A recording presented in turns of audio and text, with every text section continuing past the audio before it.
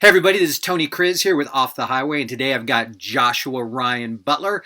He's the author of The Skeletons in God's Closet, subtitled The Mercy of Hell, The Surprise of Judgment, and the Hope of Holy War. Joshua, the question I got for you today is, if you had a chance, if you had a platform where you could talk to people of faith, and if you could describe something to them or explain something to them that they misunderstand about hell, what would that be?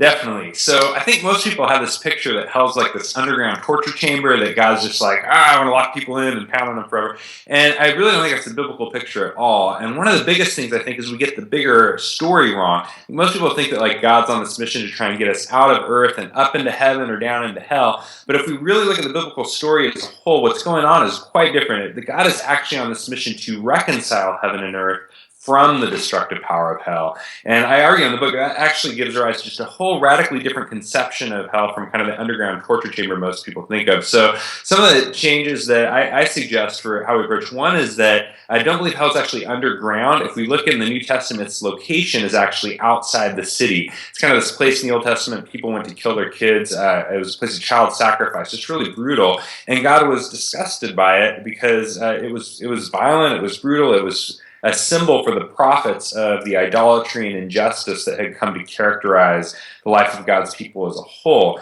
And so God, the storyline would go for the prophets, God's good, he's a good king, he's going to come and redeem Jerusalem, he's going to establish his kingdom, and he's going to kick the destructive power of hell, kind of the rebellion that's been tearing the world apart. He's going to kick it outside the city, outside his kingdom. And so that really, I think, becomes a story of hope for the world, hope for a world that's torn apart by gnarly things, on kind of these big, massive structural levels like sex trafficking and genocide and stuff that you just go, that's horrible, we want that gone. But also on this intimate, personal levels of things like pride and lust and rage and greed and kind of the vices of the human heart that I think unleash destruction in God's world. And so I think this actually becomes a story of good news, that God's good, he hasn't abandoned our world to disaster, but he's actually going to come and set things right and establish his kingdom.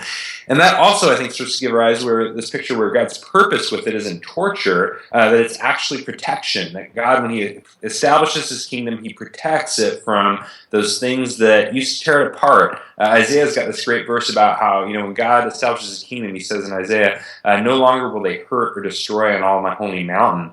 And I found this beautiful verse. A lot of us love it. But I think Isaiah's giving us kind of the logic of hell. Like God's going, when I establish it, I'm not going to let those things that used to tear apart and hurt to destroy, they're not going to be able to tear apart my world anymore. And so it's not underground, it's not torture, and it's also not a chamber. I would say that God wants to heal us. Jesus' question isn't, are you good enough to get into my kingdom? His question is, will you let me heal you? And so I think the logic of hell is that it's not so much this place that God locks from the outside and we're repentant going, we're sorry, I'm sorry, do something. Yeah, it's this place that as we reject God, as we rebel, as we give ourselves over to these destructive things, our heart becomes hardened. We start to resist, I think, God more and more, and there's a sense that we close ourselves off from the grace and goodness that God freely offers. So in short, that would probably be my snapshot. Yeah, that some of the paradigm shifts that I'm trying to offer for folks. That was the snapshot? Unbelievable. So just a quick follow-up question, which I think is really the most important question. Josh, am I going to hell? I do not know. So in the second section of the book, I did judgment. All right, everybody. That's Joshua Ryan Butler, obviously too smart for his own good. He is the author of Skeletons in God's Closet. Go buy it today. Thanks so much. This is Off the Highway. Thanks, Tony. Great being here.